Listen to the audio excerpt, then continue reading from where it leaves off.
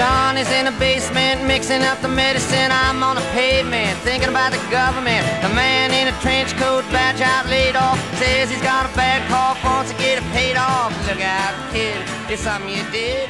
God knows when, but you're doing it again. In January 2004, during low water conditions, 4 members of Homesick Cave Exploration Society returned to this cave, Shui Lian Dong, in China's Yunnan province. During the previous summer, 2 members of this team had to abandon exploration in the cave due to dangerously high levels of water in the streamway. The smaller winter stream presents much less of a challenge than the raging torrent we had faced before, but the cave is still full of surprises. A series of large cascades were negotiated using old bamboo ladders that we found in place. These ladders were originally used by local farmers who came to collect bat guano here. According to local reports, however, the bats have moved deeper into unknown parts of the cave. It was this we had come to explore. The way on involved some pretty miserable caving, but despite our pessimism, we were eventually rewarded. Excellent. No, that's good. You kept our expectations nice and low. Good. I have to say, it's been pretty good, really, hasn't it? Not bad at all. Yeah, I definitely recognise it. Yeah. Well, bats on the move. The large number of bats and the absence of any other footprints in the age-old sediments convinced us we were now into unexplored territory. With this knowledge, our hopes began to increase. Well, hey, this is looking good. Famous last words. We're going to kill the cave off for us. Woo! Not bad, eh? What you get.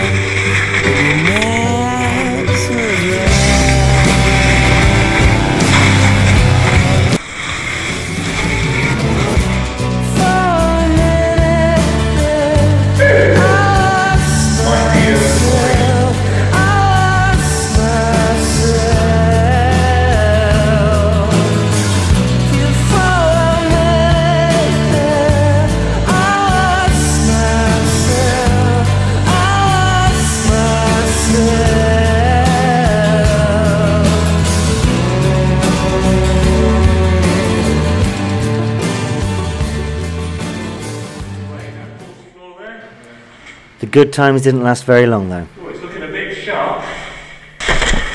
There's some water. Smoking over there. We made it back to the stream. Too much use. We made it back to the stream. Okay. So left is about 2, right's about 1. Well, it's very, very deep. Really deep water, but there's a passage off on the left, which is of course a low ledge crawl. God, this is what you came to China for. Oh, it's good to go on these exotic topical expeditions. Oh my god. It's basically quicksand, isn't it? You're trying to walk across this, you just vanish without a trace. It's only because we're lying down on it that it's supporting us. Oh, that would be nice. That was a feature of Passion down in the First World War. I think more soldiers drowned in mud were shot. The passage degenerated, becoming smaller and wetter. Eventually the misery ended in a liquid mud sump. With no more pushing for us to do here today, we turned our attention to some high-level leads. Woo! Well, we've got news. Kind of climbed up this hideous kind of ramp that goes around to the back of where I was just trying to climb up before, and so it bypasses that climb, and then it doubles back. There's a horrible slimy avon on one side and a loose wall on the other, and we just about managed to get to the top of that, and the lift carries on. I was quite glad when I saw Chris having a massive wibble at the top of that climb, because I was thinking I was perhaps just being a bit soft. And I was there like massive Elvis leg, and frantically like feeling around for anything solid to hang on to, and meanwhile feeling my wellies slowly sliding on these like slimy sloping ledges. But yeah, Chris had just as bad a time as I did and declared it to be utterly rubbish, which I concur with. It seems to be an avon coming in from the roof, so something to go back for, but maybe with a hand line next time. Yeah. Well, shall we go? Yeah, I think so. See what's for tea. Aye. Oh, it's made to be something nice.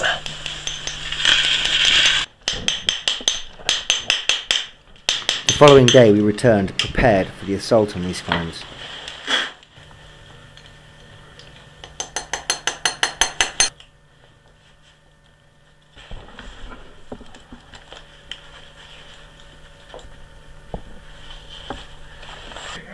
Well, hello.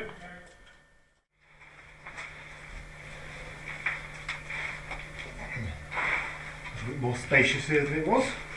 Yeah, I think that's Rich managed to do a bit of gardening. At the top of the handline climb lay a second climb. Less intimidating than the first, but equally unpleasant. Right, I'll place the first historic footprints in this pile of batshit. Oh. Lots of millipedes wiggling around in it. Oh yeah, at the top there'll be one enormous fuck-off bat that'll bite the head off. But no one was prepared for what we would discover at the top. That's just fantastic. I don't know what they've been eating. There's like about 6 bats on the ceiling above that pile. Is it less cack encrusted along there? It's not too bad. Lovely. Very nice change. Yeah, you've got to be careful, but... Beyond the climb up the huge pile of bat guano, we hoped that the passage continued. Oh, well, maybe. Doesn't look very appetising so far. It's a bit slick underfoot. Oh. It's very slick underfoot. I can see a hole up in the roof. Oh, right. That's good. I don't think I'm imagining it. Maybe it just doesn't smell as much. Finally we were beaten. All the miserable leads eventually ended, and we only had to do one thing before leaving the cave for the last time.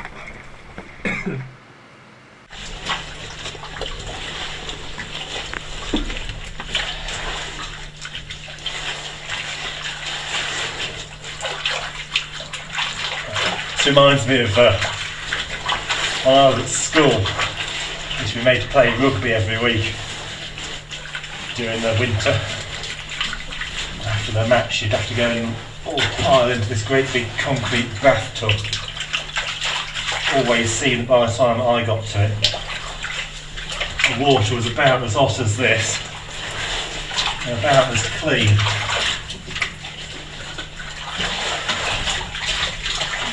Only at least you weren't covered in bat shit, just mud.